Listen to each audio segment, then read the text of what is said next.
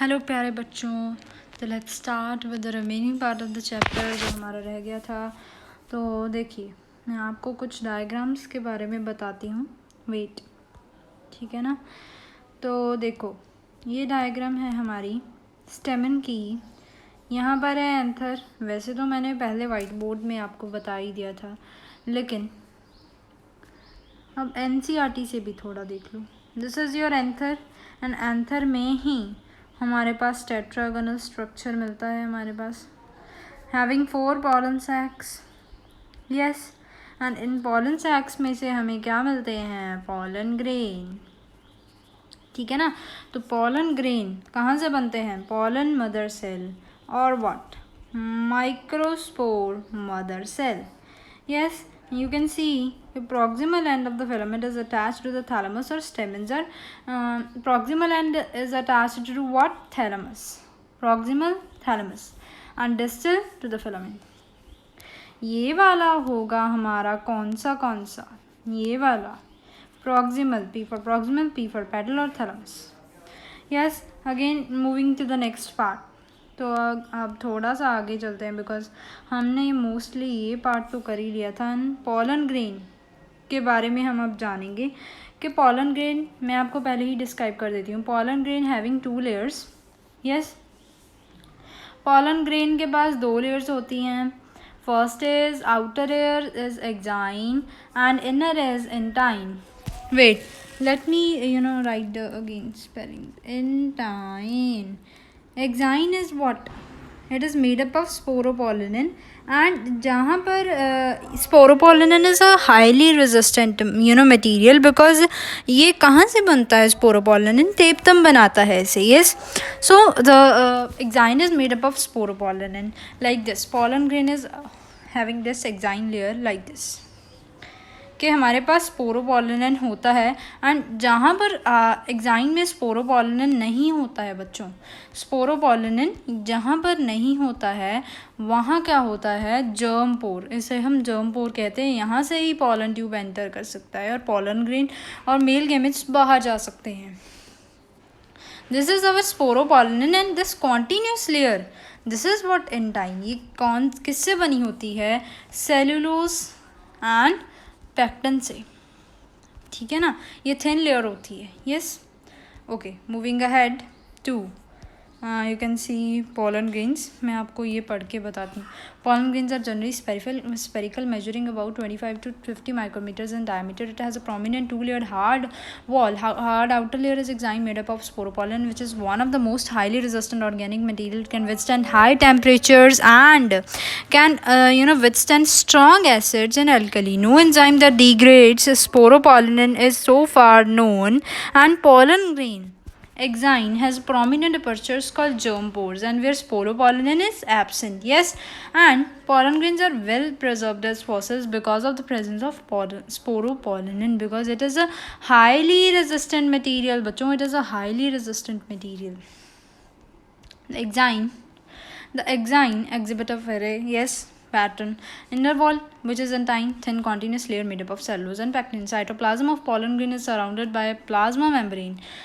When pollen grain mature, it divides into 2 cells, vegetative and generative. मैंने आपको बता चुकी हूँ पहले ही। And vegetative cell is a bigger and has abundant food reserve and a large irregularly shaped nucleus. The generative cell is small and floats in the cytoplasm of what? Vegetative cell.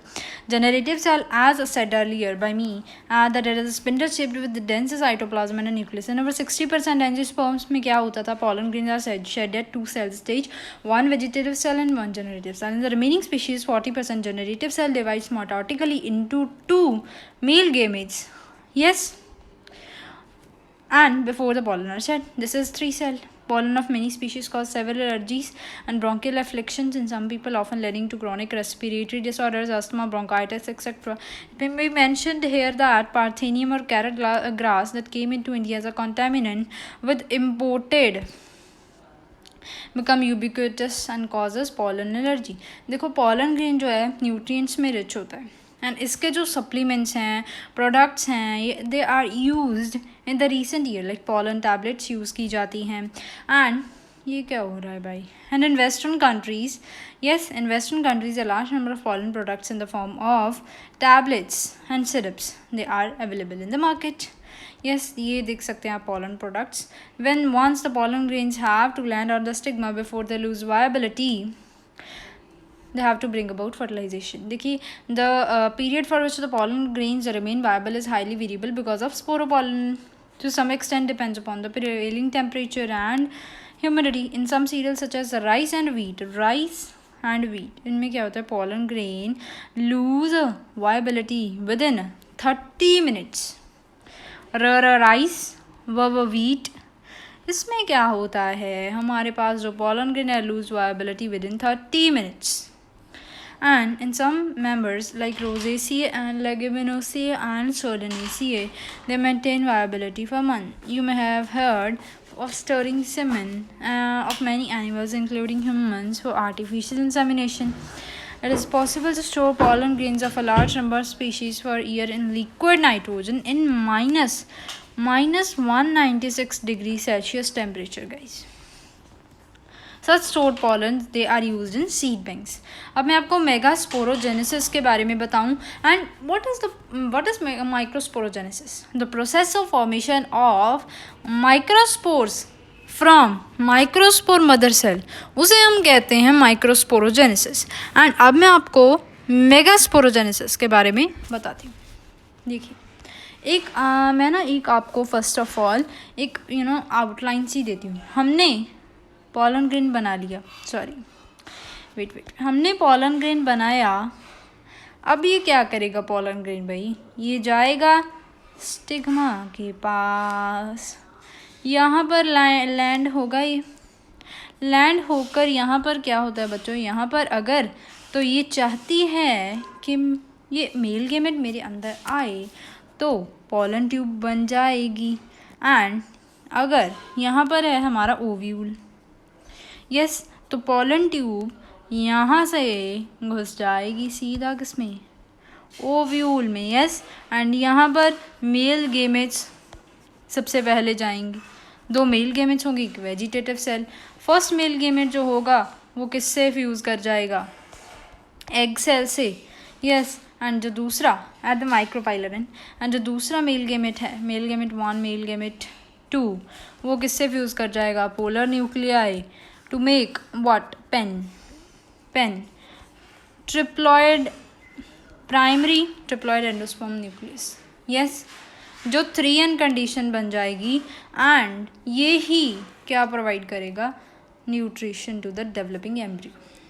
And जो endosperm है it proceeds, ये पहले बन जाता है before embryo. ठीक है, okay. तो द वेजिटेटिव सेल अगेन. सो अब मैं आपको मेगास्पोरोजेनेसिस के बारे में भी बता देती हूँ. हमारे पास आपको पता है ना पॉलन. ओके, मैं आपको एक चीज़ पूछती हूँ that what is male gametophyte? Male gametophyte हम किसे कहेंगे बच्चों? Tell me. मेल गैमेटोफाइट क्या होता है कि जहाँ से हमें मेल गेमेट्स मिलेंगी. तो मेल गेमेट्स हमें कौन से स्ट्रक्चर से मिले थे? क्या वो pollen grain था? क्या वो स्टेमन था? क्या था? आप मुझे बताना, ठीक है. ओके, सो मैं आपको मेगास्पोरोजेनेसिस करवाती हूँ. मेगास्पोरोजेनेसिस.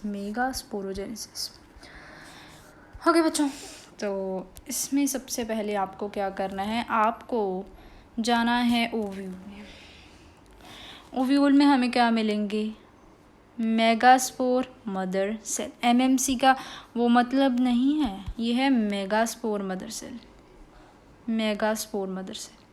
अब हम इसमें क्या करेंगे? मेयोसिस 1 हमें मेगास्पोर डियार्ड मिलेगा, एन कंडीशन. एंड फिर हम करेंगे मेयोसिस 2, फिर हमें क्या मिलेगा? Megaspore tetrad. पर यहाँ पर बच्चों एक ट्विस्ट है. ध्यान से सुनना कि ये तीनों डीजेनरेट एंड सिर्फ एक ही मेगास्पोर परसिस्टेंट रहता है, बाकी तीनों डीजेनरेट हो जाते हैं मेरे बच्चों. तो हमारे पास बचता है एक मेगास्पोर। अब इसमें फ्री न्यूक्लियर माइटोसिस हम लोग करवाते हैं। यहाँ से क्या बन जाता है, एक दो सेल बन जाते हैं, फिर अगेन माइटोसिस, फिर 4 बन जाते हैं, then again free nuclear mitosis, we get again. अब क्या होता है, cell wall formation. Cell wall formation हम नहीं करवाते पहले फ्री न्यूक्लियर में, बट आफ्टर हम करवाते हैं। यस, वेट, कहाँ पर थे हम लोग। तो मैं आपको बता रही थी, we are at this part. Yes, okay. तो हम क्या बना रहे थे, हमारे पास बन गए थे 8 सेल। यस, तो अब यहाँ पर सेल वॉल फॉर्मेशन होगा एंड 3 एंटीपोडल सेल्स बन जाएंगे हमारे पास, जो चेलेजल पोल पर होंगे। एंटी कहते हैं चलाजा, हमारे एंटी बोल रहे हैं हमें chalaza. Antipodal cells at chalazal and हमारे पास 2 साइनर्जेट्स होते हैं। This is micropylar and micropylar chalazal, ठीक है ना, चेलाजल। एंड हमारे पास साइनर्जर से इधर माइक्रोपाइलर एंड पर एक एग सेल होता है एंड सेंटर में एक सेंट्रल सेल कहते हैं और पोलर न्यूक्लियर होता है। ये है 2n कंडीशन हमारा। दिस अब बना क्या हमारे पास, this is matured embryo sac which is a female gametophyte. यहाँ पर हमें फीमेल गैमेट मिलता है, हम इसे, and a matured embryo sac is what, 7 celled 8 nucleated, 8 nucleated बच्चों, बिकॉज जो हमारा पोलर सेल है हमें वो एक ही सेल कंसिडर करते हैं ना। वो आ जाइए हम और रीडिंग करेंगे अब, reading because the reading is important.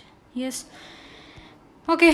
तो this gynoecium represent the female reproductive part of the flower. The gynoecium may be monocarpellary or multicarpellary. Wait, थोड़ा सा ब्लर आ रहा है, लेकिन आप मेरी बात सुनिए। Yes, when there are more than 1 pistil they may be fuse together. Syncarpous, साथ हों पिस्टल्स मोर देन 1 तो हम सिनकापस कहते हैं। इसकी एग्जांपल है पापावर, पापा साथ रहते हैं, ठीक है। और may be apocarpous, its example is mycelia. Each pistil has 3 parts: stigma, style, ovary. Stigma serves as a landing platform for pollen grain. The style is elongated cylinder part beneath the stigma. Basal bulged part is ovary. Inside the ovary, ovarian locule and the placenta. Okay, one more thing I need to tell you is that this we have this, ठीक है। What is this pistil? इसमें हमारे पास होती है क्या, ovary. यहाँ पर हमारा ना होता है प्लेसेंटा, जो मैं ये बना रही हूँ बच्चों, ये है हमारा प्लेसेंटा। एक मिनट, ये है हमारा प्लेसेंटा। एंड प्लेसेंटा को जो डंडी, ये ब्लू कलर की जो प्लेसेंटा को ओव्यूल से ज्वाइन करती है, इसे हम क्या बोलते हैं, फ्यूनिकल। क्या बोलते हैं, फ्यूनिकल। एंड सी हियर, जब ये डंडी जाकर ओव्यूल से जहाँ पर जुड़ती है, यहाँ पर ये पॉइंट ऑफ कांटेक्ट, ये वाला, इसे हम क्या बोलते हैं, हाइलम। ठीक है बच्चों। तो यस, यही यहाँ पर लिखा है उन्होंने। Okay, placenta is located inside the ovarian cavity. Okay, तो ये देखिए आप, सिनकापस कंडीशन साथ, एंड इसकी एग्जांपल है Papaver. And Papaver, look, syncarpus, papaver and apocarpus. This now बच्चों एक एनाट्रोपस ओव्यूल है ये, बिकॉज देखो यहाँ पर हमारे पास है फ्यूनिकल जो प्लेसेंटा से ज्वाइन करता है, एंड जहाँ पर फ्यूनिकल ओव्यूल से ज्वाइन करता है दैट इज़ व्हाट, हाइलम, ठीक है। एंड माइक्रोपाइलर एंड हमारा इधर होता है, यहाँ से ही पोलन ट्यूब एंटर करती है। देन आउटर इंटेगुमेंट जो सीड कोट बनाता है in mature plant. Yes, inner integument and then nucleus होता है जो हमारा एम्ब्रियो सैक के सराउंड करता है, इसको सराउंड करता है एक्सेप्ट एट माइक्रोपाइल। एंड ये है हमारा चेलेजल पोल। यहाँ पर क्या होते हैं, antipodal cells arising from the placenta or megasporangia, commonly called ovule. The number of ovules in an ovary may be 1, yes, and too many. Let us familiarize ourselves with the structure of typical this ovule. The ovule is a small structure attached to the placenta by means of a stalk called funicle. The body of the ovule fuses with the funicle in the region hilum. Thus, the hilum represents the junction between ovule and funicle. Each ovule has one or two protective coverings. What integuments encircle the nucellus, except at the tip where small opening called micropylus organized. Opposite to micropylon and at the cell representing the basal part of ovule. Enclosed within the integument is a mass of cells called nucellus. Cells of nucellus have abundant reserve food material. Located in the nucellus is the embryo sac or female gametophyte. बच्चों अब एक और question, आप मुझे comment में लिख के बताना होगा what is a female gametophyte. Female gametophyte हम किसे कहते हैं? ठीक है, ओव्यूल क्या कहते हैं. An ovule generally has a single embryo sac form. Megasporogenesis, the process of formation of megaspores from megaspore mother cell is megasporogenesis. Ovules generally differentiate a single megaspore mother cell in the micropylar region. देखो megaspore dyad, megaspore tetrad. You can this see this diagram in your book also. Okay, megaspore जो कहते हैं, it is a large cell. Yes, containing dense cytoplasm and a prominent nucleus. MMC undergoes meiotic division. Female gametophyte. Majority of the flowering plants, one of the megaspore is functional, while the other three degenerate. Only functional megaspore develops into the female gametophyte.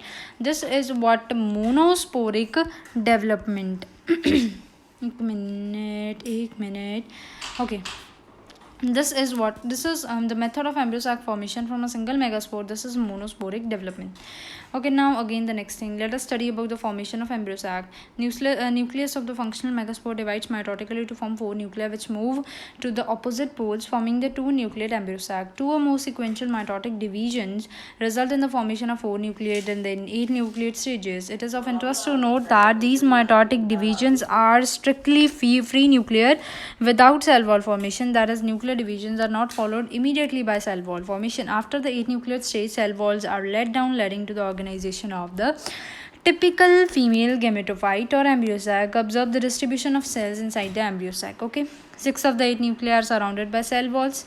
The remaining 2 nuclei are called polar nuclei, situated below the egg apparatus and the large central cell. There is a characteristic distribution of the cells within embryo sac. 3 cells are grouped together at the micropylar end and constitute the egg apparatus. The egg apparatus in turn consists of 2 synergids and 1 egg cell. The synergids have a cellular special thickenings. Yes बच्चों, important line कि जो हमारे साइनर्जिड्स होते हैं ना, उनके पास क्या होता है, यहाँ पर हमारे थे एंटीपोडल, ठीक है, यहाँ पर हमारे पास साइनर्जिड्स, इनके पास फिलीफॉर्म अपरेटस होते हैं जो क्या करते हैं, सेल वॉल पोलन ट्यूब की एंट्री को गाइड करते हैं, which play important role in guiding the pollen tube into the synod. 3 cells are at the chalazal pole and they are called antipodal. Chalaza कह रहा है anti. The large central cell, as mentioned earlier, has 2 polar nuclei. Thus, a typical angiosperm embryo sac at maturity, though 8 nucleated, is a 7-celled. Pollination. In the preceding section, you have learned that the male and female gametes and flowering plants are produced in the pollen grain and embryo sac respectively. तो pollination का क्या होता है कि pollen grain जाकर stigma पर land करे, basically तो यही होता है इसका डेफिनेशन, लेकिन ये भी 3 तरह से लैंड कर सकता है. अगर अपने सेम फ्लावर पर लैंड किया तो it is autogamy, same flower, and अगर उसी प्लांट के किसी और फ्लावर पर लैंड किया, same plant but different flower, तो हम इसे जेटोनोगैमी कह देते हैं. अगर किसी और के फ्लावर पर जाकर लैंड किसी और प्लांट के, यस दैट इज जीनोगैमी. इसे हम क्या कहते हैं, cross pollination. This is what autogamy is self pollination. Pollination is a mechanism to achieve this object, transfer of pollen grain to the stigma of the pistil. Flowering plants have evolved an amazing array of adaptation to achieve pollination. They make use of external agents to achieve pollination. Okay, kinds of pollination, autogamy. In this type, pollination is achieved within the same flower. Transfer of pollen grains from the anther to the stigma of the same flower. A normal flower which oven exposes the anther and stigma. Complete autogamy is rather rare. क्यों बच्चों? तो कुछ flowers ऐसे हैं like autogamy में एक आते हैं क्लिस्टोगैमस फ्लावर्स. ये फ्लावर्स पता है कैसे होते हैं, बंद, बिल्कुल बंद. जब फ्लावर बनता है इसके अंदर ही फ्लावर्स बंद ही रहते हैं एंड इनका खुद का ही एंथर खुद के ही स्टिग्मा पर लैंड करके फ्लावर बनाता है. यहाँ पर ऑलवेज ऑटोगैमी होता है एंड अश्योर्ड सीड सेट मिलता है हमें. ये किस किस प्लांट में पाए जाते हैं, वॉयला, यस, कॉमेलिना, ऑक्सैलिस, ये तीनों में। एंड इनके पास चेस्मोगैमस फ्लावर्स भी होते हैं जो नॉर्मल फ्लावर की तरह होते हैं, जो खुलते हैं। बट क्लिस्टोगैमस, ये बंद रहते हैं, उलझे से रहते हैं। Autogamy in such flower require synchrony in pollen release and stigma receptivity, and also the anthers and stigma should lie close to each other so that the self pollination can occur. Some plants such as Viola, yes, Oxalis, Commelina, they produce two types of flower: Chasmogamous, which are similar to the flowers of other species with exposed anther and stigma, and Clistogamous, which do not open at all. In such flower, the anther and stigma lie close to each other, and when anther descends in the flower bud, pollen grains come in contact with the stigma to effect pollination. Thus, clistogamous flowers are invariably autogamous, as there is no chance of cross pollen landing on the stigma. Clistogamous flowers produce assured seeds in even the absence of pollinators. कोई pollinator की भैया ज़रूरत ही नहीं है इसमें. Yes, geitonogamy, transfer of pollen grains from anther of the stigma of the another flower of the same plant. Although जिटोनोगेमी is functionally what? Cross pollination. जाना तो pollen को उड़कर ही पड़ रहा है, involving pollinating agent, genetically similar to autogamy since the pollen grain come from the same plant. Xenogamy, transfer of pollen grain from anther to the stigma of different plants. This is only the type of pollination which during pollination genetically different type of pollen grains on the stigma. Okay बच्चों, तो मैं आपको बता दूं कि ये आप देख सकते हैं. wait, this is what? This is self pollinated flower, ए वाला जो मैं आपको अभी दिखा रही हूँ. दिस इज़ क्रॉस xenogamy होती है इसमें. You can see chasmogamous flower and cleistogamous. Chasmo, cleisto जो खुलते ही नहीं हैं, ये देखिए खुलते भी नहीं हैं. यस, अब देखिए हमारे पास एजेंट्स ऑफ पॉलिनेशन होता है, लेकिन ये हम नेक्स्ट क्लास में करेंगे. एजेंट्स ऑफ पॉलिनेशन देखो बच्चों, विंड से भी पॉलिनेशन होती है, वाटर से भी पॉलिनेशन होती है. एंड विंड एंड वाटर, इसको हम क्या कहते हैं? Abiotic factors. इन्हें हम क्या कहते हैं? Abiotic factors of pollination. And insect से भी पॉलिनेशन होती है, इंसेक्ट्स, तो इन्हें हम क्या कहते हैं? Biotic agents. तो ये हम नेक्स्ट क्लास में पढ़ते हैं. तो तब के लिए थैंक यू. एंड एक मेरा क्वेश्चन है, ये आप आंसर करना कि एक mature embryo sac how many celled, dash celled and dash nucleated, comment में ज़रूर बताना. Thank you and bye bye.